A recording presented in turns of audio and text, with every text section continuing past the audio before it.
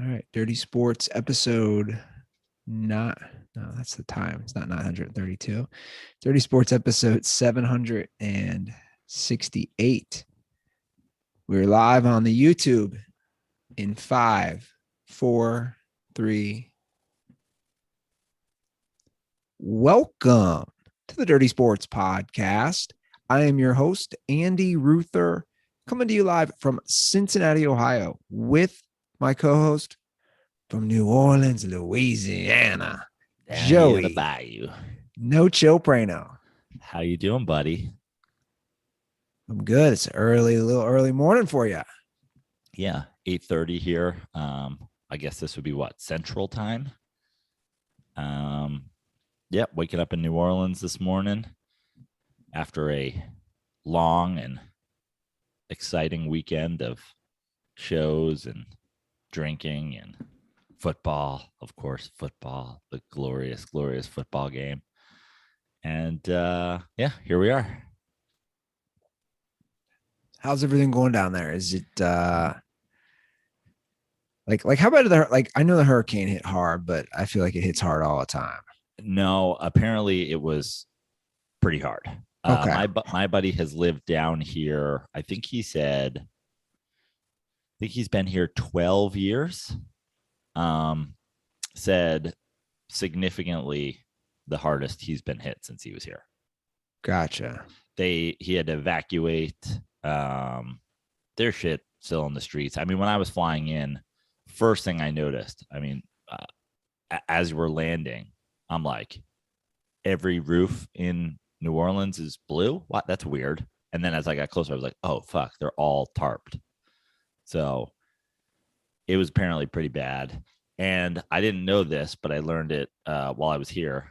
New Orleans, I've heard this before, but I didn't realize it was like this, popular opinion or this like the infrastructure here is a nightmare. So like there's still downed trees everywhere. There's garbage. They haven't picked up the garbage. People have already started fixing roofs and stuff like that. And that shit's just like in the street. And my neighborhood looks like Baghdad, like straight up. I'll send you after the show just for your own personal enjoyment. Video I took. Like the street outside is sand. It's a sand pit. It's like it's a road in Baghdad. It's crazy, man. That's what I'm saying. Like nothing gets. I said, news, like, nothing gets news. There's no garbage. People in New York, oh, there's rats and there's garbage on the sidewalk. It's like garbage on the sidewalk in New York stays there for 3 hours. You put it out, it's gone. Like these streets, I mean, I know there's weather here and it's hard to manage, but like even like the streets that are not destroyed are just incredibly shitty. Like you ride your bike at any moment, you're just about to like ride into a sinkhole. And then I feel like that'll just keep repeating itself with the hurricanes. Yeah. I don't know. It's crazy. It's also one of the most fun cities in the world. It's, so much culture, so much diversity, so many different things to do. The food's incredible. Like the people are great. I love it down here. But yeah, it's wild being here in a post hurricane month. Like it was a month ago. You'd think it was yesterday. Yeah. Weather's pretty nice. The weather? Yeah. It's hot as fuck. It's still hot as fuck down there. Yeah, and it's like hot as fuck while being humid. So humid, like so swampy. Like yeah. I should have brought twice as much underwear. I've been changing my underwear 3 times a day. The swamp ass is real, man. It's like 82 degrees, but it feels so much hotter. Well, luckily you got to watch yesterday's game inside. Have you been to the Superdome? No, I haven't. Dude, that's actually one of the main things I wanted to talk about my experience here, obviously on a sports show that we have here. The Superdome is unlike any place that I have ever been. the new, I haven't, obviously I never went to like the old Astrodome or anything like that, but you and I have gone to Jerry World. We've been inside SoFi. I've seen shots of like, the Arizona stadium, et cetera. It's like these new modern stadiums do this thing where it almost blends outside and inside. Like you're inside, but you kind of feel like you're outside. Like there's always light coming in. There's always like a roof that's clear. There's open ends, whatever. At the Superdome, you are inside. You are you go into it. You're in the biggest, I'm in the biggest room I've ever been in. It feels like you're inside a spaceship. The ceiling is black. It is wild. You feel like you're in a club, but just like a gigantic club. Where they play football. Yeah, and it's really cool. And I know they renovate whenever, but it's old enough that I thought it was going to just be like dumpy, and it's not. It's like it's in fine shape. Like it's nice, and it's definitely got its own vibe. Yeah. Well, that's good because obviously it has the history, and they do renovate it, and they continue to have Super Bowls there and college football playoffs and national championships for college football and college basketball. It definitely has its own unique spot in the sports world. And like looking at it on TV, I thought it was going to be one way, and then being there in person, it was different. And obviously you hear about the noise, and it got loud for a couple moments, but not like it wasn't crazy yesterday. And that seemed to be the general consensus, is that the fans weren't all the way back yet or something like that. Like, I don't know what, they were all there. So I don't know why it takes fans a couple weeks to get going, but because this was the first home game since 2019. Yeah. So there was a couple moments, fourth quarter drive for the Giants, when they go down to kick a field goal to tie it. There's a couple third and fourth downs. I don't know if there was a fourth down, but there's third downs on that drive where it got loud. And I could imagine it being crazy for playoff games, and like you can tell it's loud, but it was really like, I was surprised how much I enjoyed it, like the stadium itself, and then the game, bananas. So yeah, G-Men came back and won. Like everything about recent Giants history, everything about being down here. Like we've never played well in New Orleans, typically, at least again, not in recent Giants history. Even when we went to overtime, I was like, this is going to end in misery for me. I kind of wish we had just lost it in regulation. There were so many moments where that game should have been over.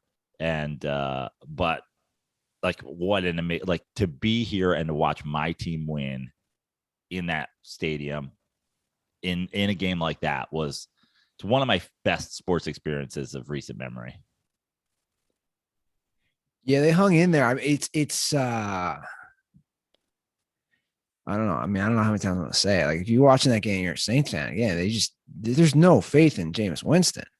So I have lots of thoughts on this game, but that is first and foremost, like that is head and shoulders above even my Giants takes from this game. Jameis Winston, we're not big Jameis Winston fans. Okay.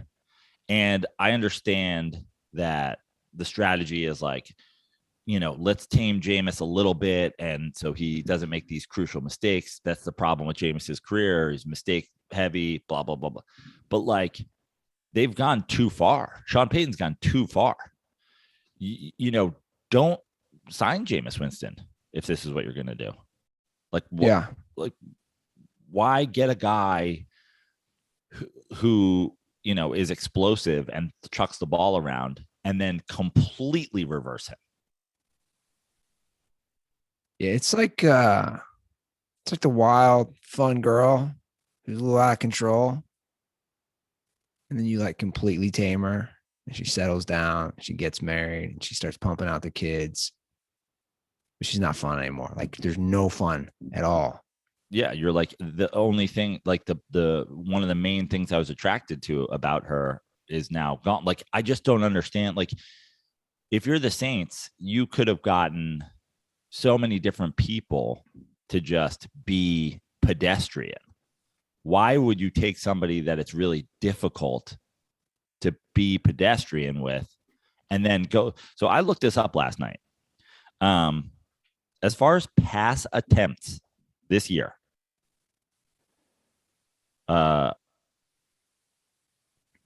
Jameis Winston is far and away has the least throws of any starting quarterback in the league. He has, where is this? 86 throws. The guys behind him are. Was that through yesterday's game? Yeah, through yesterday's game. He has 86 throws. The guys behind him, right behind him, are Mills on Houston, Fields and Dalton on the Bears, who split time. They're at 52-49, and Mills is at 67. The next jump, he's 20 throws behind Joe Burrow. He's throwing the ball a third of the amount of times as Tom Brady. Yeah, they're just not letting him do anything. It's insane. He's 20 throws behind the next to last starter. Jacoby Brissett has thrown the ball more times than Jameis Winston this year, like 40 more times. And here's the thing: as a Giants fan, I was so happy about it. Like, it kept us in the game. They couldn't, running the ball out and running the clock. It was, it looked like it was going to work, but they had so many opportunities. Like, every time he went to drop back and throw the ball, I was like, oh, this could be at the end of the game. And they had the one touchdown brought back by a holding, and then they bring in Taysom Hill, and I knew he was going to throw it. I knew when they brought him in that they were like trying to pretend that he was going to run it and he was going to throw a fucking deep ball. Picked it off. The whole game changes on that play. But like, even that, like, why would you do that?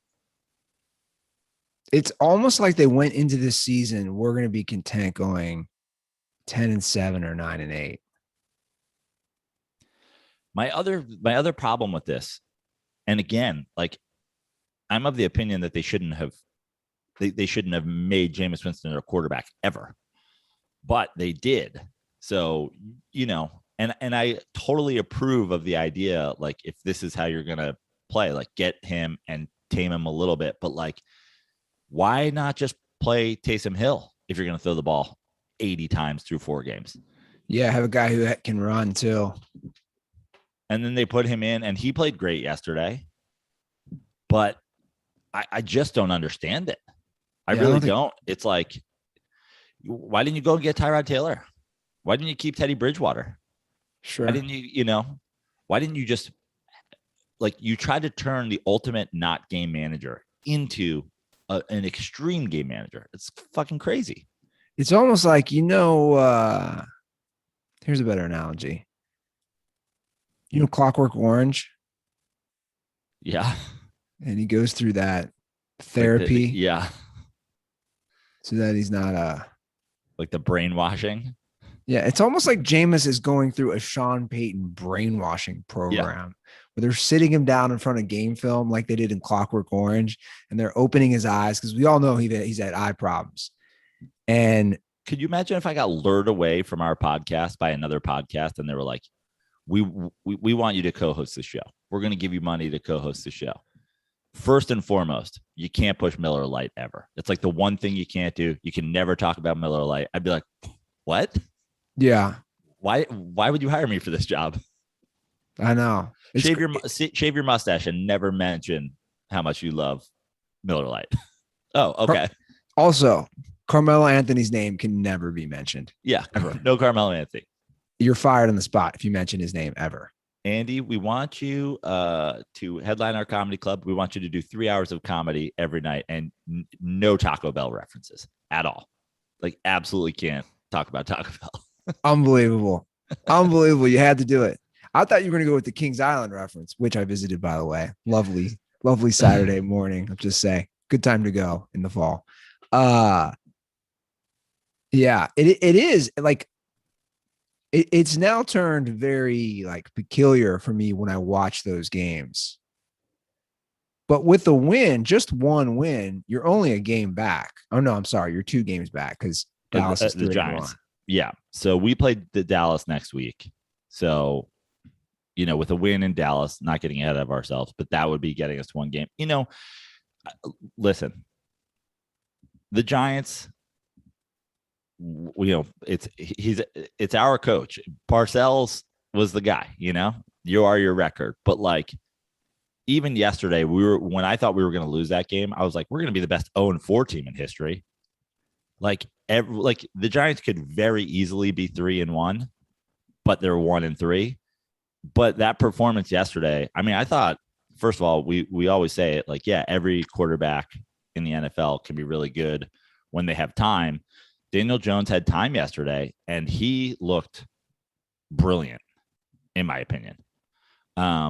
If you look at the stats for yesterday's game, this is what I noticed while I was watching it too, and I, checked myself after the game. I was like, he is moving the ball around to a lot of people, and I look at the box score after the game, and their receiving is Galladay 6 receptions for 116, Tony 6 receptions for 78, Ross 3 receptions for 77, Barkley 5 receptions for 74.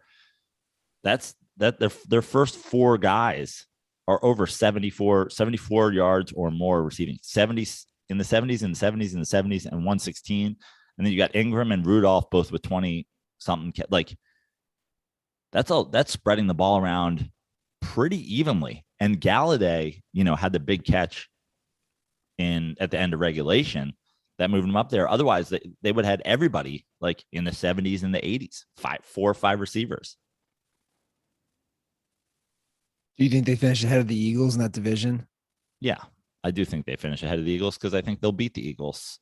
But it's tough. The Giants have a ridiculously hard schedule. They have the hardest schedule in football going as of before this game. They had the hardest remaining schedule in football. But, I know the Saints were talking about their deficiencies. The Saints defense is really good. Yeah, for sure. It's really good. And Daniel Jones, went untouched and absolutely carved up their defense. So, they have the Rams in a couple weeks, and they have the Chiefs on the schedule, and like, those are going to be tough games, and the Dallas game will be a tough game too. But like, I know that the Saints have offensive Jameis control problems, but like, in a game like that, especially in New Orleans, you're like, oh, any given Sunday, like, it wouldn't be mind blowing for them to go to Dallas and beat the Cowboys next week. I mean, their offense certainly looks explosive. Andrew Thomas is shutting dudes down now at left tackle. Saquon Barkley's finding himself. It's like, you hate it because what does winning 5 games do? But Dallas is really good right now. They're playing. I mean, they dominate that game. Their defense is a lot better than I anticipated. Their offense is playing extremely well. Like, if you watch these Dallas games, Dak is, I would argue, I don't know, people might argue against this. I think this is the best I've seen Dak ever play. I know he started certainly with like through this many games in a row. That's what I'm saying. I mean, Dak looks really like Dak is right there. I know it's 4 weeks in, but if you took the MVP candidates right now, my top ones might be Dak, Kyler Murray. Stafford didn't play it as well yesterday, but again, through the first 4 weeks, Dallas is looking good. Dallas is looking way better than I thought. I didn't pick them to win the division. Yeah. And the Dallas thing is sort of similar to what I think the Giants have. Now, they have significantly more talent, but like, the problem has never been the talent, right? The problem is Mike McCarthy's the head coach. The problem is Jason Garrett was the head coach. Our problem, like I said last week, and it almost cost us yesterday because red zone aids. Jason Garrett in the red zone is a nightmare. and it almost cost us another game, and it has cost us two to this point. But like when push comes to shove and you have these close ball games, that's what's going to undo you. And I still think that Dallas, in terms of winning the NFC East, is one thing, but in terms of being competitive toward, winning multiple playoff games, they still have a head coach problem, in my opinion. Well, the division, I think obviously the division was terrible last year. I think the division is going to be better. That's a nice little win on the road for Washington. Nice little comeback. I think Heineke is on a Fitzpatrick level. Like they're pretty close as far as what they can bring to the table. Some bad interceptions, some really nice plays. Obviously, what's crazy about Washington is it's a completely opposite of what people thought. Like they're playing well offensively and they're playing mediocre at best defensively. Yeah. And there was a lot of theories on them, kind of being pretender defenses last year because all they did was shut down, the Giants and the Eagles and Andy Dalton Cowboys team and blah, blah, blah. But, I mean, like talent wise, I think the Cowboys are the most talented team in the division. And honestly, that's my issue is I've been saying it before and I'll say it again. Like, I think the Giants have a lot of talent. Like everybody's talking about Gettleman for the last couple of years. It's like, dude, the last 3 first round picks, like you got Daniel Jones, Saquon Barkley, Andrew Thomas yesterday, and Tony. It's like those guys have all like, obviously Daniel Jones taking a while to come around, but that's because he has been under fire. Now, personally, I would never take a running back in the top 5 personally. Yeah. But that's me. I'm just saying they didn't whiff. You know what I mean? And we're in 100% agreement on how you build a team. But I'm just saying none of those guys are busts. Well, I mean, look, Saquon's coming back from he's still like, I think it's still like, you never know. You could be a knee injury away from being a bust. Like if you're, that's why I'm saying, I think you take a lot of chances with the running back position, but it's like I said, I think it's shaping up to be a better division than people anticipated. I mean, Saquon was fucking great yesterday. Well, the division that I just can't get enough of, because I think it's so up and down as far as what's going to happen, is going to be the NFC West. But I'm going to say right now, the Cardinals, after that blowout, they dominated that game. Yeah. They couldn't be stopped offensively. Defensively, they played great. The Cardinals are playing the best football of anybody in the NFC right now. Yeah. It was absolutely the Rams the week before. I had to say it's the Cardinals now. Kyler Murray would be the top, we're 4 games in, about a quarter of the season in. He would be my MVP vote right now. I think he's the biggest favorite. He's looking really, really good. And as a guy who hate watches the Bengals, it's nice to see, like, AJ Green had a really nice game yesterday. It's nice to see him, and people forget that they have that piece. That was a great offseason pickup. They have so many weapons. I like the game that Cliff Kingsbury called yesterday. I think that was set up for that, though. The Rams had such a emphatic win. Cliff Kingsbury got the Ruther bump. You hated the Cliff Kingsbury hire. Oh, I hated it. Absolutely hated it. He's proven me wrong. Yeah. Reverse the curse. Yeah. 100%. But I think that game was set up for that, right? The Rams have a big dominating win against Tom Brady. Totally. Yeah. And obviously the win that your team got over the Niners. Which team? Your Seahawks team. Okay. Are you back on the Bengals are the 2 seed in the AFC? Are they back? Are they your team now? No, they're not. The Chargers are your team. Yeah. In fact, okay. Chargers come into town, I think December 12th. Oh, you got to go to that. I think I will.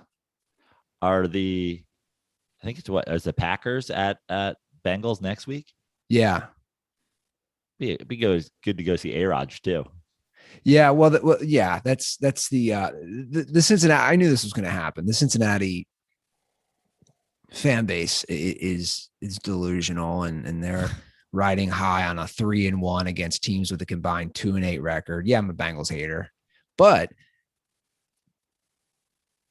they get a very tough schedule. I already looked ahead. So, I'm still predicting a 7-10 finish for the Cincinnati Bengals, but just because I just think there's too many holes, and I will take great pleasure if the Bengals go like 1-6, the last 7 games. That Jags game, the big story of the Jags game is what Urban Meyer was caught afterwards. Did you see those pictures and video? No. You didn't see that? No. Oh man. Urban in some deep water. I'm surprised he hasn't resigned with health issues. All these pictures came out of Urban at the bar. And post game. Yeah, post game. I don't know if it was in Cincinnati or Columbus. I think it might have been Cincinnati. And he's married. And look, I don't care, dude. You got your own life, but don't get caught. Like, there's some cute blonde just grinding on he's sitting in the bar still grinding on his junk. Wow. And then another girl put out a post. It's classic girl. He's wearing an Ohio State shirt. Another girl put out a post like, who's this guy? I know he's important. He keeps hitting on me. Like, that was her Instagram story. Wow. And then there's another one with another, like, he's lit. How did I miss this? We need a white sports online for these stories. It was Andy, you need to talk to your boy Robert and see about him supporting like a trademark of white sports online. It sounds too much like a white supremacist site. Yeah, I would say, I don't know if that one will work in 2021. We're not racist. We're just here to talk about the white people. Yeah, so that came out, I think, Saturday night. And the truth is, I didn't see it till later. And it was all over Twitter. And the irony, the best part is, his wife had tweeted out that night, home babysitting the kids, and had all these pictures with the grandkids. Oh my God. Like in the bathtub and like smiling. And Herb's out there getting lap dances at the bar. Yeah, but like cute, young, blonde girls. I don't know how I missed this. Yeah. And then like, dude, it's gotten to the point where I was Googling last night. Like, it's mainstream, like the local Jacksonville website, whatever their local news is covering. I'm like, oh boy. And I thought it would be funny. I go, he's gonna be the first coach to ever retire and use health effects when it was just horniness. Yeah. It has nothing to do with them being 0-4. It's just he's in so much trouble. Out horny. Yeah. Yeah, I don't know. Questionable for next week. Horny. It's crazy to me though, dude. You're Urban Meyer. Everyone in Ohio is going to know who you are. Plus, you're wearing an Ohio State shirt to the bars. I mean, it sounds like that's the point. He wants the attention. Yeah. I mean, he doesn't need, like, he can drink at home. But what, like now this has turned into a thing, right? Like my point is, this has turned into a thing. You're now, why would you risk? By the way, are we absolutely sure? I haven't seen the pictures or the videos. Are we absolutely sure the blonde chick grinding up against him isn't Trevor Lawrence? That's a good question. It's not. I can't believe you haven't seen it. I mean, here's a headline. This is my favorite headline of them all. I was just Googling headlines. Mystery blonde woman is seen trying to grind up on Jacksonville Jaguars coach Urban Meyer at bar while his wife stayed home babysitting their grandkids. Is that a Black Sports Online headline? That's a Daily Mail. Which, by the way, they're in rivals with as far as like headlines. Yeah. I'm trying to find these. You can find them pretty quickly. Yeah. You should. Everybody with the memes. I got to go through the memes first. Yeah. They're pretty good. I mean, he's just all happy. That would have been a huge win for them, by the way. He definitely looks wasted. Yeah. They blew that game for sure. But that's my point real quick, back to football. Like, dude, the Bengals were acting like they won the Super Bowl. Like, I know I'm critical, but it's true. It's like, dude, no other team in the AFC North is acting like this when you come back to beat Jacksonville at home. You are your record, Andy. You are your record. They're 3-1. And the Steelers are 1-3. If the playoffs started today, they'd be the 2 seed. They'd have home field advantage until they had to go to wherever. I forget who's the 1 seed in the AFC right now. Who's the best team? Oh, the Raiders. The undefeated Raiders. Raiders are undefeated. Pittsburgh's now 1-3. Pittsburgh's bad, man. Ben Roethlisberger is. It's sad to watch. Yeah, it's really sad to watch. I'm just lucky and glad that all year long I have never taken Ben Roethlisberger in my FanDuel daily fantasy league, Joe. Imagine what place that would have been a reckless decision, right? I couldn't think of somebody who I want to take less than Ben Roethlisberger. Dirtballs, if you haven't signed up, start playing fantasy this football season, and FanDuel will give you a 20% bonus on your first deposit up to $500. So we're talking about all these players. If you guys haven't signed up, they have various games that you can play every day, all types of formats, the main slate, the single game, the best ball, the snake draft, new lineups every single game. I'm sorry, you can set new lineups every game day.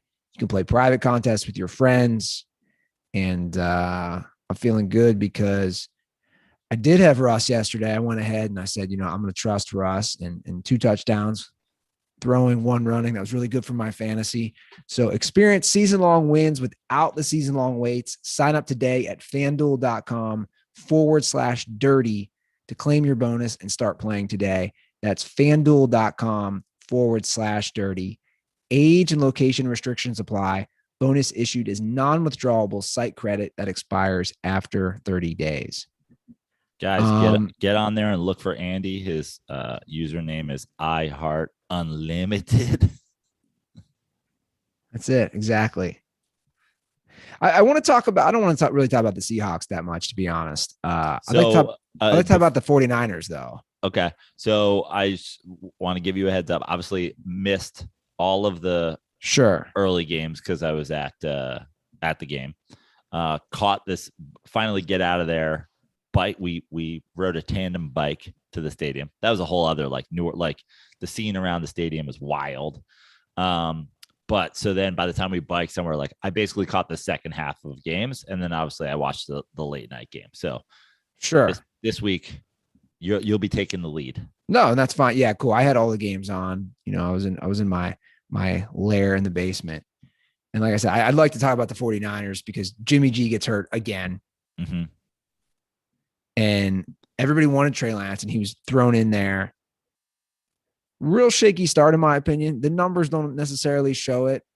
I think, to me, it showed why Shanahan was waiting to put Trey Lance in as far as not starting him this season. Now, he can definitely run and he can use his legs, and he did that to get some first downs, but some bad passes, and he was getting hit a lot by the Seahawks D. I just think the truth is, I don't know how long Jimmy G is going to be out, but I think they're going to be treading water with Trey Lance at QB for a while. I have a crazy amount of faith in Shanahan, only because the last couple of years when Jimmy G gets hurt, they have gotten big performances on rare occasions from Mullins and whoever the other asshole was. I don't even remember, these guys who just Beathard. Yeah. CJ Beathard and Mullins, so I think as shaky as Trey Lance may have looked, first team reps and being the guy in practice goes a long way, especially when you have a coach that I think is of a high quality. So yeah, I think I want to bring up something about that, though. Yeah. And I'm not anti Shanahan by any means at all. I think he's a good coach, but let's talk about that division. Yeah. Of coaches. Yeah. Where do you put him with McVay, Carroll? Obviously, Kingsbury, it's only his 3rd year, so it's a little tough. Yeah, it's tough. I mean, so hard to judge. Like, I mean, first of all, wholly different styles, right? Like, you have an air raid offensive coach. You have a Pete Carroll, like obviously defense, run the ball focused. It's like, what's impressive to me is Kingsbury turning it around so quick. But that's the exact same with McVay, and that's the exact same with Shanahan. And honestly, in a way, a little bit like Pete Carroll. I mean, the Seahawks weren't down bad like for years prior to Pete Carroll being there. They obviously had a good coach in Holmgren as well. But you know, those guys coming in and turning franchises around is impressive. So I don't know. It's tough. I maybe I just like have a McVay crush, but like I think he's the best coach. But dude, it's hard. I mean, Pete Carroll's got a Super Bowl. He's played in two. Uh, Shanahan's been to a Super Bowl like and lost. Like, I don't know. It's I think tough. it's the best division of coaches as well Yeah, for sure. at the moment. Like it's like to me, it's really At not much least of a at least question. top to bottom. Yeah. Yeah, top to bottom for sure. Yeah, it's really competitive, and like I said, I think you're right about Trey Lance. I think he's going to get the first team reps, and he'll definitely improve. And I'm not going to judge everything off getting thrown into a division game at in the middle of the game, but we got there's a big game this week. Rams at Seahawks. Like that's a 2-2, Huge. 3-1. That's a big Thursday night game. Yeah. Short week. Especially because like that the Seahawks win yesterday coupled with that Rams loss, now you have a 3-1 team and a 2-2 team. It's like the Seahawks win that game and they're right there. They lose that game, they're far behind now for sure, the Cardinals. Yeah. Well, I thought Romo and Nance were making some interesting points yesterday during the Packers Steelers game. And Romo even said it. He goes, well, we don't know how much that 17th game is going to affect these numbers. He goes, in the past, you'd always hear, if you start 0-2, like your chances of making the playoffs. And he straight up asked, he goes, I wish somebody from CBS had that ready for him. He's like, what are the stats now? We don't know. Right. If you start 0-2, because that one extra game. And what stats would Romo want? Like, it's the first year of it, buddy. Yeah, I don't know. Can we get me the stats? Yeah. Next year we'll give you the stats. But you know what I'm saying? Like, how much does adding one more game? I think people don't realize how such few games there are in the NFL, how big a deal it is to add one more to help your chances. Oh, I think that and unlike Tony, I know that there is no sample size. So I will say, I think 10 years from now, when we have the stats, there's going to be like, that used to be the thing. You lose your first two games, you're not making the playoffs. Yeah. Essentially. And I think we'll see that's, adding an extra game and adding a extra playoff spot. Sure. I think you'll see an 0-2 team make the playoffs like every other year. Yeah. The Packers look good, man. They're playing some great football. They're 3-1. Again, anybody who doubted Aaron Rodgers after the first week is a complete and utter moron. Through his 420th career touchdown pass, which ties him with Dan Marino. I like Aaron Rodgers' hair, for the record, too. I do. This is a hot take. Well, no, he's getting a lot of hate. I like the long hair in the back coming out the helmet. He's taking a lot of people. A lot of people are dissing it. I'm just saying. A lot of people are dissing it, but also it's a hot take for you because like now when he's not on the field, he's doing a lot of like little man bun situations, tiebacks, and that's I'm not the biggest man bun guy. There was a day where Andy Ruther was like, "I'm never going on Abercrombie again. Like if I see another man bun." Yeah, I'm not the biggest man bun fan. I'm saying I like it when it's in the helmet. It's that old. I mean, Romo also mentioned that it's that old. It's like young. Yeah, it's like 2009 Aaron Rodgers bringing it back. He does it with such ease, man.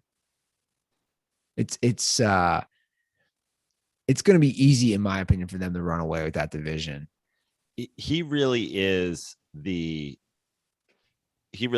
the modern quarterback prototype. Like you go back to, he's the bridge. He's the bridge from obviously Favre, but Favre, the Mannings, Breeze, Brady, all those guys to the new class. And, you can go back statistically even on those guys. Like think about how much, obviously it was early in his career, but Peyton Manning turning the ball over, Eli turning the ball over, Favre, obviously a huge, most interceptions ever. Aaron Rodgers is the guy who comes in and just starts throwing 30 touchdowns and 5 interceptions. And even the Bradys and the Mannings and the whatever, they adjust to that. And now you come in and you're a young quarterback. You're just expected to do that. Yeah, it's funny you said, I was looking at the stats. Gosh, they just don't throw interceptions anymore. Like I'm talking across the league for all starters. You just can't throw interceptions anymore. Yeah. Like if you throw 2 picks in a game, it's bad. It's like back in the day, you could easily get away with 2 interceptions. Now it's a really bad game if you throw 2 interceptions.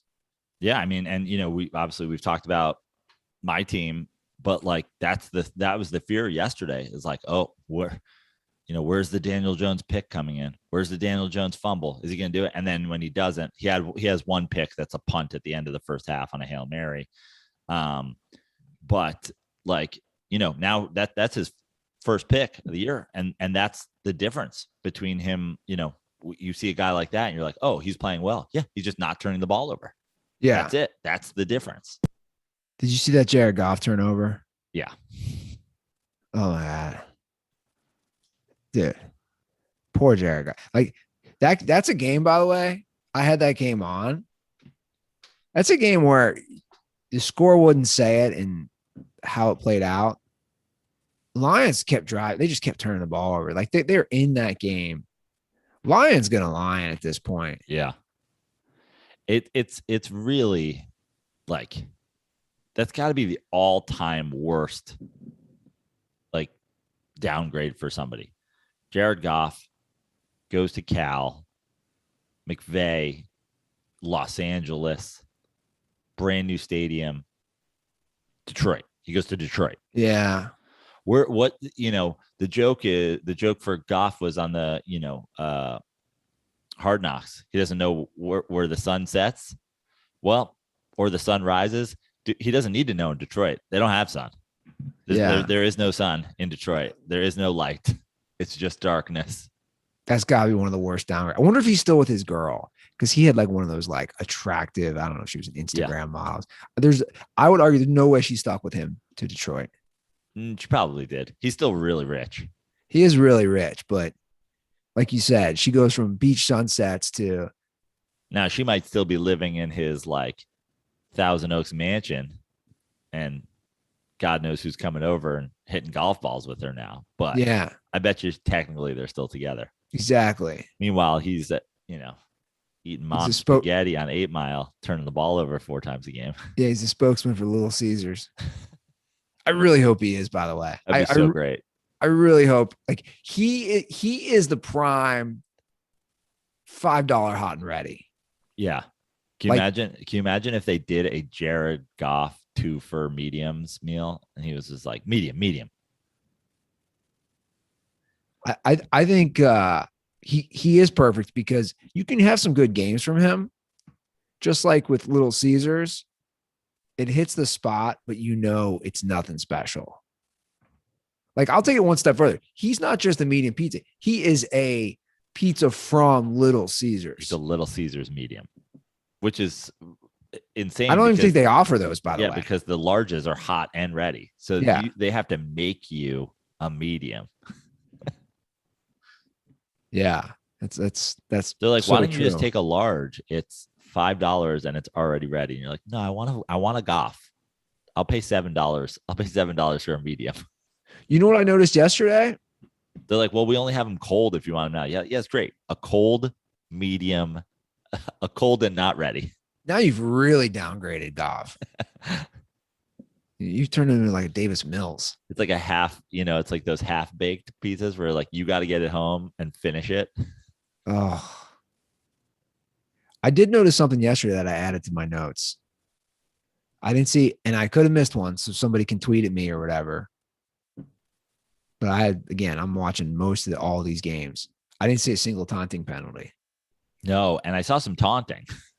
So it makes me wonder if the NFL had an internal memo issued to the referees and said, "Okay, we're out of control with this. Let's pull back the reins on taunting this week." Obviously, majority of the game I watched yesterday was the game I was at, and I felt like there was numerous taunt-worthy moments in that game. No flags, and I was just like, "Oh, I really hope this doesn't get called back for a flag." Or. Well, and then I noticed yesterday when I was watching the Sunday night game, on a first down, Antonio Brown goes right in front of the wide receiver, right in front of him, and just goes. It's like first down right in front of your face. I'm clearly taunting you directly. No flag. I love it. Good.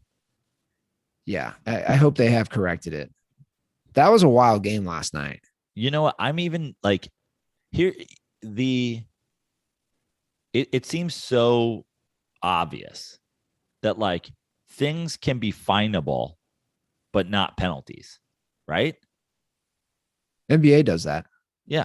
Why don't we just, if you think there's a taunting problem, why don't you just fine guys and not let it affect the game?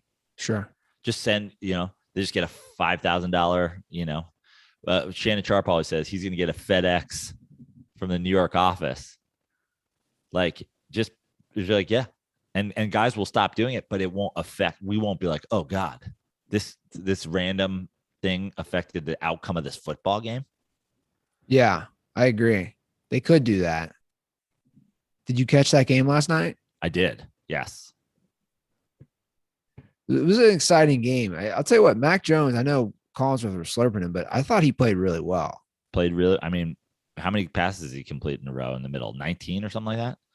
And those were tough weather conditions. Yeah, tough weather conditions. I mean, I think I'm not bonering out over Mac Jones' performance, but like the conditions, the environment, Sunday night, Brady coming back. It's like he outplayed Brady. Yeah, he did. And, it's like the thing with Mac Jones is he's got Bill Belichick. He's going to be fine, provided, he doesn't get caught up in a meth smuggling ring with Steve Belichick. What's going on there? I have no idea. I went down such a rabbit hole of Steve Belichick. Like, I have so many questions. He had to be on drugs. Like Adderall? Also, I don't know. Also, he's the outside linebackers coach. Is he only on camera because he has a mullet? Like, why was I even seeing him? They said he's also like the de facto. He's calling plays that he might be kind of the de facto defensive. Who's the defensive coordinator for them? I don't know. That's what they said on air. Because Belichick is technically the defensive coordinator, right? Because he calls the plays. He hasn't been like by title the last. Obviously they've had other defensive coordinators. Okay, so I have it in front of me. I'm at the Patriots website. Okay, hit me.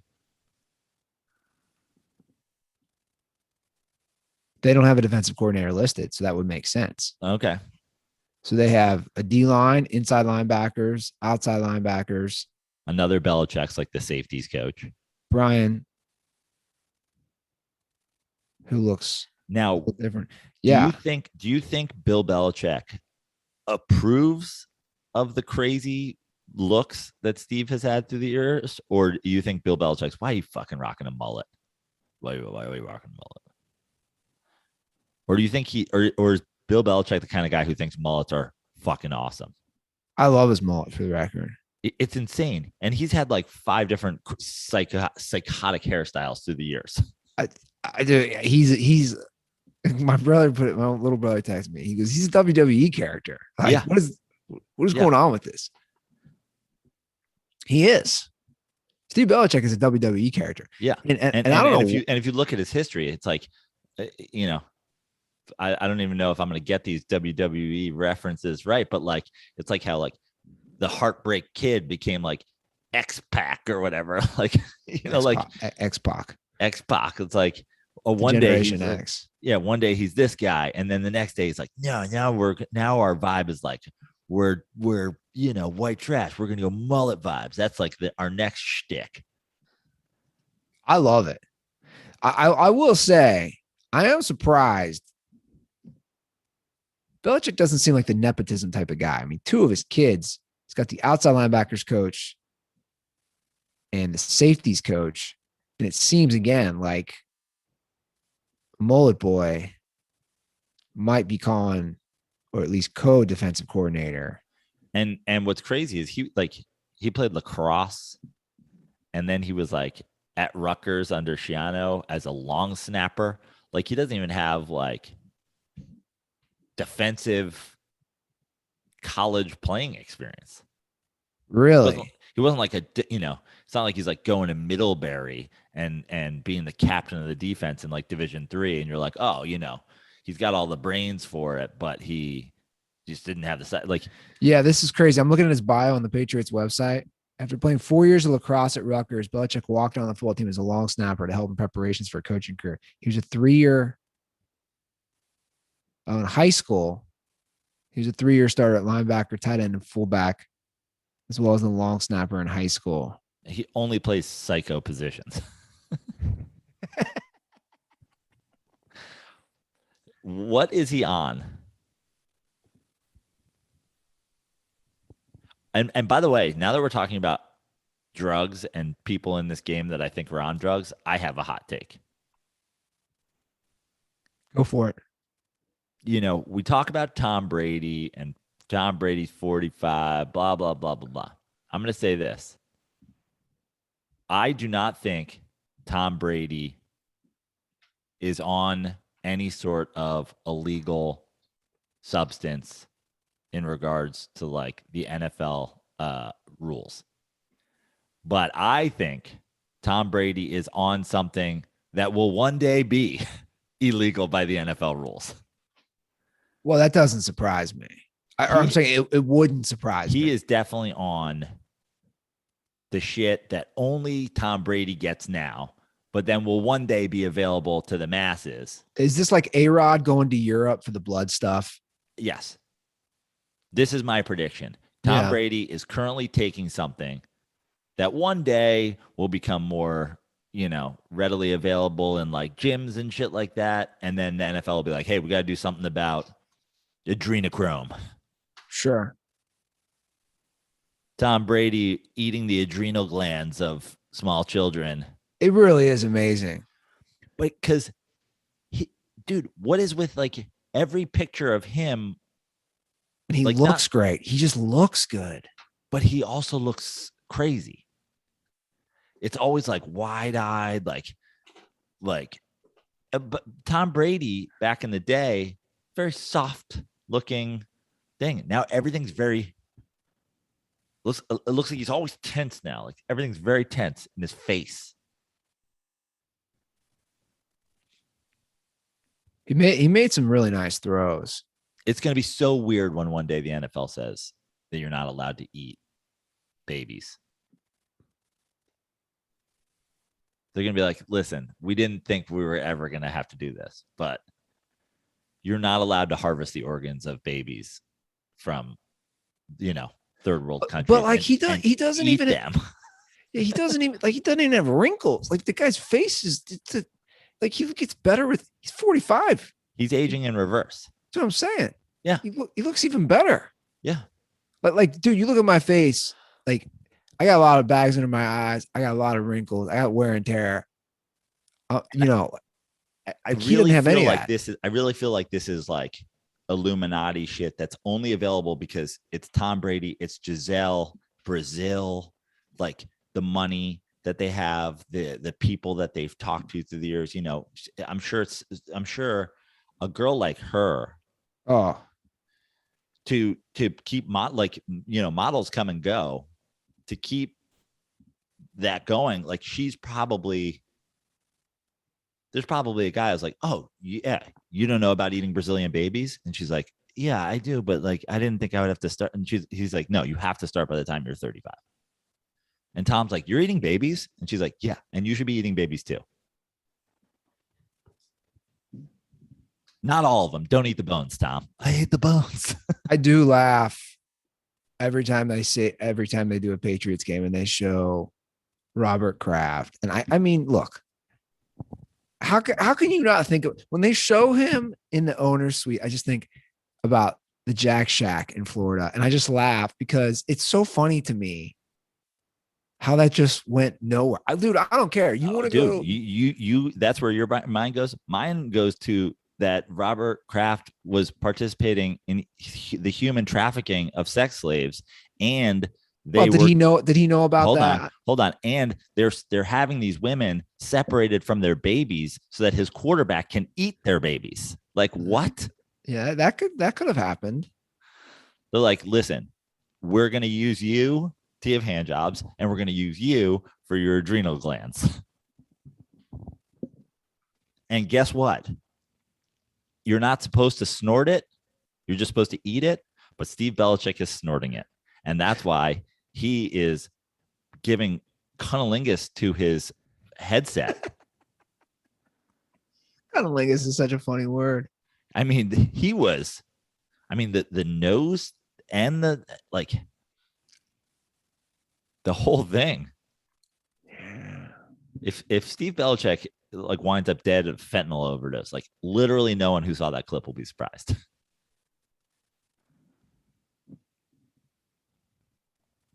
That game, the darkness surrounding that entire Patriots organization, the things that they're into. Well, that game just shows you, again, we talk about like the NFL doesn't care or nobody cares. Then you have Richard Sherman back, who's getting carved. Sure. He also got thrown. Like, you just threw him to the wolves. It's like, oh, you haven't played all year? Cool, dude. We're so low on DBs. You're starting. Yeah. And you're playing the whole game. I know you went absolutely crazy recently, but hey, we don't really care, dude. You got to figure it out. It's funny to think, again, him and Collinsworth, which is an odd pairing, had a podcast together. Sherman. Yeah. It's not an odd pairing. They were both chemistry majors or whatever. Let me ask you something, Andy. Are the New England Patriots a playoff team? No. This year? No. Sorry. I mean, just, they're 1-3, so I just, the Bills will win that division. I just think you got a undefeated Raiders team. Who knows where they'll finish? The Chargers are good. The Chiefs are good. Ravens, Browns, Bengals are 3-1 right now. I mean, right now, the top 7 teams: Vegas, Cincinnati, Buffalo, Tennessee, Baltimore, Denver, Cleveland, LA, Kansas City. That's the top 9, actually. You got to figure KC's going to get in, right? So they're bumping somebody. Denver lost this week. Surprise, surprise. I know all the Denver people were mad at me. It looks bad. Yeah, I needed that game. They'd only beaten the Giants, the Jets, and the Jaguars. Yeah, what do you make of them having Lamar run to match that all-time record? Do you know about this? No. So heading into that game, the Ravens had 42 straight games with at least 100 yards rushing. Okay. The all-time record, again, this is a team record. The all-time record is 43 by the Franco Harris-led Steelers of the 70s. Okay. So, I mean, it's a record that's held up. It's tough. Think about that. Yeah. 100 yards rushing as a team for 43 straight games. The Giants have gone 43 straight games without a 100-yard rusher. Yeah. They needed the Ravens got a worthless interception at the end. So they had the ball for one last play. And Harbaugh instead of kneeling it, Harbaugh told Jackson to run 5 yards. When they're up 23-7. Just they need 5 yards. Yeah. And how does that play go down? I'll be honest, I had turned it off at that point, but I'm reading about it. I'm gonna go ahead and call it Bush League. I think so. Why this? Like, what you guys get a fucking? So now they've tied it, and they can go for the record next week. Oh, cool! The record no one knew about. What's not? This isn't chasing Maris here. Oh no, the Franco Harris Steelers 100-yard team rushing record. Yeah, so they're up 23-7. I'll read the direct quote. Harbaugh said, "It's one of those things that's meaningful. It's a very, very tough record to accomplish. It's a long-term record." Well, you didn't accomplish it. They tied it. So I'm not going to say it's more important than winning the game. It's certainly not. But as a head coach, I think you do that for your players and you do that for your coaches. And sometimes they'll have that for the rest of their lives. But here's an interesting stat. According to the Elias Sports Bureau, they could not confirm the last time in the past 25 years that a team has gained yards on a play that began in the final 5 seconds while leading by at least 10 points. So basically, no one ever does this. Yeah, because it's Bush League. Now, I'd love to know, what. So they had 97 yards. They needed 3 more. I wonder how many streaks, and obviously they're a great rushing team, and the fact that they got there and they got to almost tie the record without having to have done something like this. But I wonder how many 100-yard team rushing streaks have been broken because some team was at 95 or 96 or 98 at the end of the game and took a knee. Yeah. Yeah, I wonder. I was wondering what people would think of this.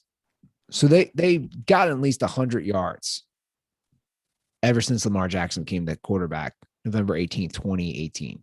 Right. So basically, it's since he took over because he gets so many rushing yards. Yeah. But I do think it's a tarnished record. You got those yards with 3 seconds, and they think you're going to kneel it, and everybody's in. And yeah, I didn't see it because you're just telling me about this, but that's why I was asking how it happened. Meaning, like, was the other team prepared for this? Did he just run 5 yards and then lay down? Yeah, I think that's what he did. That's Bush League shit. I'm assuming. Lamar Jackson didn't even know what was going on. That's what makes it even funnier. Harbaugh just goes, "I need you to get 5 yards." Jackson said, "I'm not going to lie. I didn't really care about the record. I wasn't thinking about that. I was thinking about winning the game." Like, he didn't even know. Yeah. When he told him, "Hey, man." Okay. I'm watching it. I'm watching it right now. You should have said, "Hey, John Harbaugh, stop being a fucking dork." I'm watching it. No, they lined up. It was legit. Like, they all lined up. Denver did too. So maybe it's not as bad. Yeah. It's still pretty bad. I think it's bad too. I think it's kind of Bush League because it's just not, it's giving up the sack. Yeah. Right. The Strahan thing. Yeah. But, which also, at least that, Strahan doesn't know, Sure. Strahan's not coming off the corner going "Oh, this guy's going to lay down for me." Yeah. Planning it, telling Jackson to do it. Sure. Well, the Jets won. I can't believe they won that game. Big day for New York football yesterday. Yeah, it was. Jets win. Giants win. The Colts are no longer winless. They beat Josie and the Pussycats. Yeah, all the anti-vax quarterbacks have finally gotten their wins. Kirk got his, Zach Wilson, and now Carson Wentz. The parody, I want to mention this before we finish the NFL talk. I mean, I feel like I do this every year, but I mean, this year, it's unbelievable. Like we're through 4 weeks, and pending tonight's Raiders game, we might have one undefeated team just through 4 games. Yeah. And, we were talking about it before. I mean, I just think the game's totally changed too, even statistically, and, the things teams are able to do offensively. Like you were talking about, like Goff. Like, dude, Goff, like there in a way, every quarterback, like their numbers are good. Like every quarterback's numbers are good. So it's like now the bar is just like way higher. Yeah. Now you have to be like turnover free. You like back in the day, like an 85, 90 quarterback rating, and obviously ratings are highly flawed, but used to be good. Now, like there are guys who are averaging, 110 quarterback rating for the year. Sure. Yeah, no, it really has changed. The game has been elevated so much at that position in particular. I mean, guys just they don't turn the ball over, and you can't. I mean, if I look at, I'm putting the rating in right now. I mean, holy shit. And again, rating. I know rating isn't everything, but if I said to you, guess how many starting quarterbacks have 100 or higher quarterback rating? 10. 14. Yeah, that's crazy. Now, QB ratings are especially flawed because they are like the game has changed. Okay, what about QBR? QBR is the one to go by. Right. That which they invented simply to, keep up with how quarterback ratings was becoming antiquated. But QBR always 60 is really, really good. Yeah. Right. I don't know if you know that on this scale. Yeah. Just to put it in perspective, Patrick Mahomes is the highest QBR. He's at 82.8. So that's the barometer we're going to put the top. 10 QBs have it 60 or higher. That's crazy. But we started because we were talking about parity, but like this is the thing. It's like every team with, few exceptions are like pretty dynamic and pretty, on any given day, I think there's, maybe 3 or 4 teams that don't have really the talent to compete.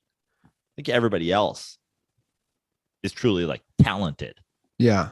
And the problem lies in like where your talent deficiencies are. 12 starting quarterbacks in the NFL, give or take. I mean, some of these guys are injured now, but have completed 68% or higher of their passes. That's crazy. Yeah. Including in the 70s, Kyler Murray, Dak Prescott, Joe Burrow, Russell Wilson, Patrick Mahomes, Teddy Bridgewater, Tyrod Taylor, Mac Jones. Those guys have all completed 70% or more of their passes. Yeah. I mean, dude, can you imagine in 1995 if you told somebody they completed 75% of and obviously there's a lot of different ways that the ball is being passed now where completing the balls way easier. Short routes, screen routes, shovel passes, all that stuff. But all that being said, it's just way more accurate, way less turnovers. Yeah. We've made the game easier on receivers, harder on defensive backs. Sure. But it's glorious. It is. And I'm looking forward to tonight's game. I think that'll be a fun one with the Raiders and the Chargers. Is that in LA? Yeah, it is. So shout out to the Yo Fools who are sitting in my seats. Yo Fools. I can't wait to go to a game there. Looks pretty sweet. I've only heard good things. I will say, I don't know. Again, I'm not there, and it's just TV. Some empty seats yesterday, Rams fans. Well, what did you expect? Well, I mean, the Cardinals are coming in with 3-0. It's still LA. I'm just saying it was loud. It was bumping last week for Tom Brady. You're playing a division rival, MVP candidate Kyler Murray. Come on, guys. I saw some empty seats. Like, what are we doing? Step it up. Or are they all just ready for the Dodgers? Is that what's going on? No, they just can't go 2 weeks in a row. They're like, we were just there last week. We can't go football game again. They're not like diehard sport, Yeah. Well, it's just like not that vibe. Like here, the crew I went to the game with yesterday, they just go to every Saints game. Sure.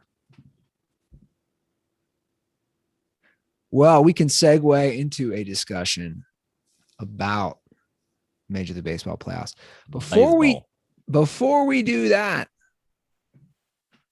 I want to just let everybody know. I know it's October, but the holidays are coming up soon.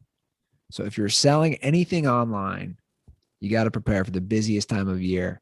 Between growing your business, managing inventory, and juggling orders, you've got a lot going on this holiday season. So make shipping the easiest part of your day with ShipStation. Dirtball's ShipStation is a great way to import orders from any sales channel. And I'll tell you what, it integrates all selling channels into one simple dashboard so you can seamlessly connect carriers, print shipping labels, and get products out the door fast. Sounds like something that would be great for me when shipping koozies to the Dirtballs. I was just about to say that, Andy. I mean, I feel like everybody these days is selling something on the internet. Yes. In one form or the other. So if you're selling clothes, you're selling merch, or you're selling koozies, or you're selling whatever, this seems like a no-brainer. Yeah. Over 100,000 sellers use ShipStation in their business. It works with all the major carriers and gives you exclusive discounts on UPS and USPS shipping. So you can compare carriers and choose the best solution for you and your customers. So if you guys have a business, I don't know why you would not work with ShipStation. It's never too early to start prepping for the holiday rush. So get a head start with ShipStation. Listen to this offer. Dirtballs can use our code DIRTY to get a 60-day free trial. It's 2 months, guys. Just in time for the holidays. That's 2 months of stress-free holiday shipping for free. Just go to ShipStation.com, click on the microphone at the top, and enter DIRTY. ShipStation, make ship happen. Oh, I see what they did there. Look at the clever people over at ShipStation. ShipStation, make ship happen. ShipStation, that's my ship. I like it. So baseball playoffs are officially set. The bracket is here. Oh, the AL East all lined up, and now we got a Yankees Red Sox wild card game.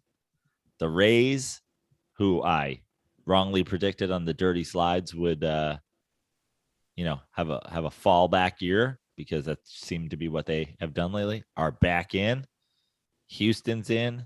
White Sox in. White Sox, my AL World Series pick. So I'll be rooting for them in the AL. My NL World Series pick, obviously eliminated. So, like you said, we got the AL East, which, oh, God. I'm just like, I'm like snooze fest for me. I'm just sick of the same. I'm just sick of like. Well, the great news is you only have to deal with Yankees Red Sox for one game. True. That's the best thing that could ever happen. These 1-game playoffs are stupid. I'm just gonna say it. Horrible. How can you not make them? Just make them 3. Yeah, just make them 3 since you always play 3-game series in baseball.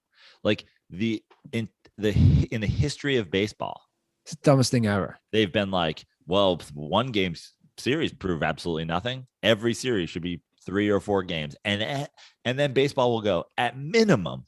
We'll do a 2-game series. But then when it comes to eliminating one from playoff contention, we'll just play 1 game. I mean, the Dodgers won 106 games. Think about it. The Dodgers won 106 games, and that's all on the line in just 1 game with the Cardinals. Yeah. I'm rooting for the Cardinals, and I'm rooting for the Red Sox. I would love the Yankees and the Dodgers to just go home after 1 game. I don't know, man. It's really tough for me to ever root for the Cardinals. I'll be honest. I understand that. So I don't know if I'll be doing that. The Yankees doing that.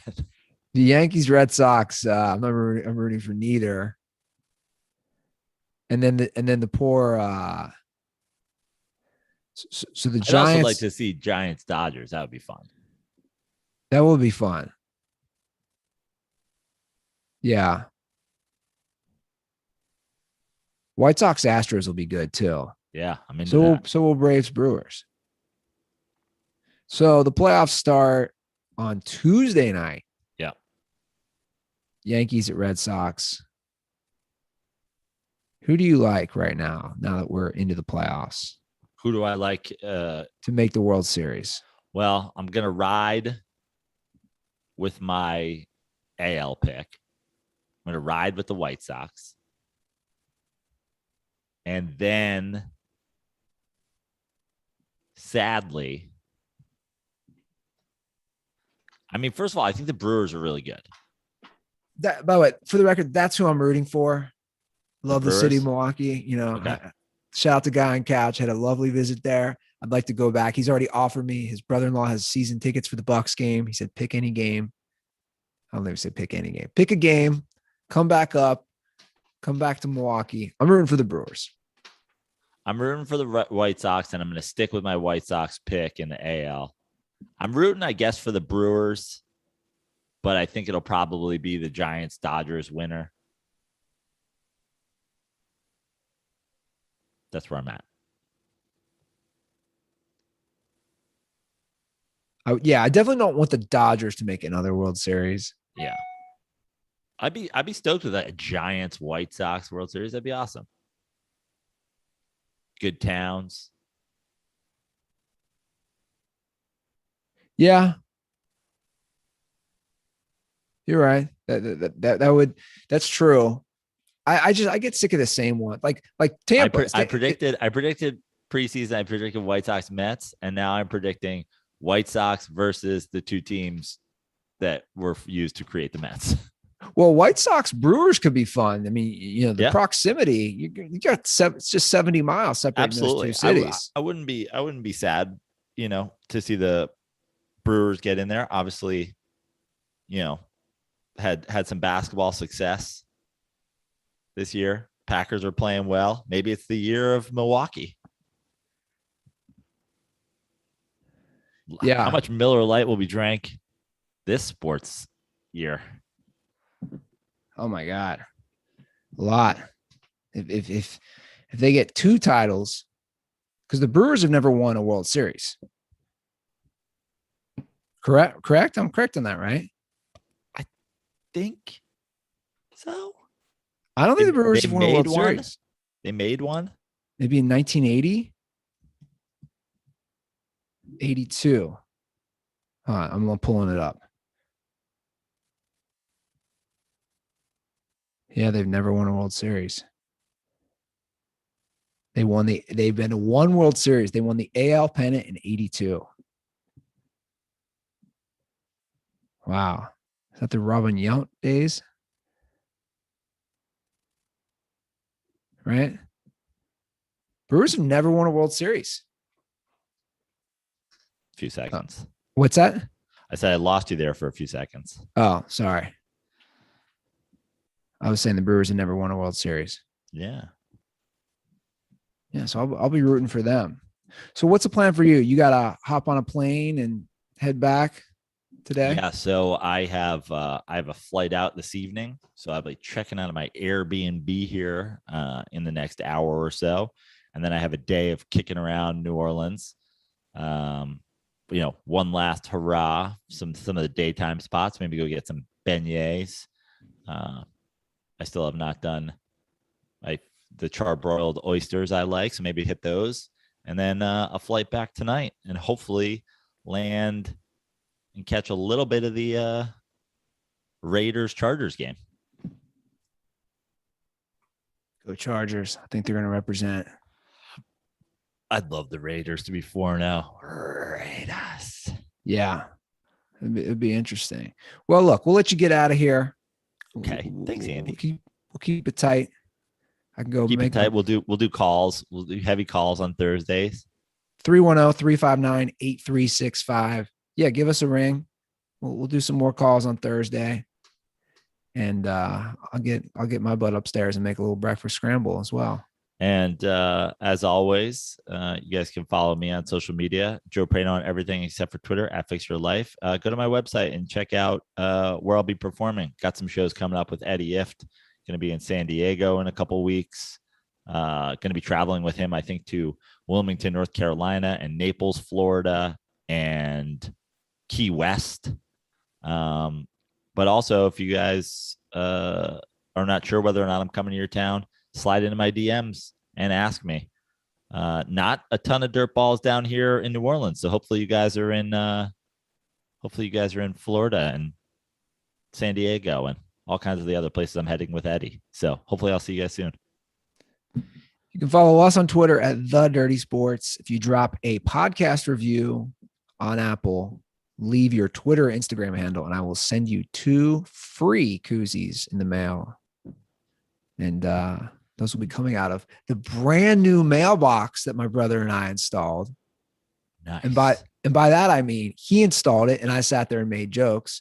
Shout out to my aunt who backed out and destroyed our mailbox last week. Oh, wow. Yeah. And how did her car handle that? It's not looking good. It's funny because she has she got two mirrors inside, also a camera. She's also 76. I was laughing at the time. Shouldn't have been, but she pretty much destroyed the mailbox, which need to be probably replaced anyway. Hey, Aunt Deb, park on the street. Yeah. But the funny part is, my brother's installing the mailbox and I'm basically worthless just there with him. Which one of your brothers is installing the mailbox? Greg is. And okay. I couldn't stop. That would have been my guess. I feel like I'm really good at guessing which brother we're talking about. And I couldn't stop making jokes. And he just like, dude, what are you talking? He would look up and say, what are you talking about? And this is the joke I kept making. I said, do you think when the mailman pulls up on Monday and sees a brand new shiny mailbox that he gets a little hard? And then I kept making jokes that he's going to be pulling up and jacking off. And my brother's like, dude, what are you talking about? I said, I'm saying, do you think mailmen get aroused at a new mailbox? Is your mailman going to pull up and then in that weird old, army cars that they have with the wheels on the wrong side, he's just going to be doing the Steve Belichick? Look at this. Put the flag up. Send some outgoing mail. Mail me a baby, Tom Brady. That's what I was saying. And he's like, wait, let me get this straight. Your contribution on this whole stalling a mailbox is just making jokes about a mailman jacking off to a new mail. I'm like, yeah, that's my contribution today. Yeah. And what a valuable contribution it was. Hey, I was laughing. It was making me laugh, and that's all that matters. It's like he was Bill Belichick. He was the defensive coordinator, but you were just there, and you get. He took a picture of me holding. I had to hold it because we put. You just had to be there being a sex creep. Yeah, you're the Steve Belichick of mailbox installation. I'll take it. Doesn't surprise me. You're my de facto assistant, but you're really not doing anything except being a creep. Yeah, that's actually pretty spot on. That makes total sense. All right, guys. On that note, I always feel worried. The people once we start talking ads, once we start doing plugs, so many people tune out. They might have just missed a real great mailman bit. Oh yeah, you missed a great. You guys got to stick around for the show. Yeah, I agree. The mailman stick around to the very end. Never know what we're gonna throw in. Yeah. Let Daniel dime. Let Ruther mailbox. Let Ruther creep. All right, that is our show today. You guys have a great start to your week. Thank you for listening.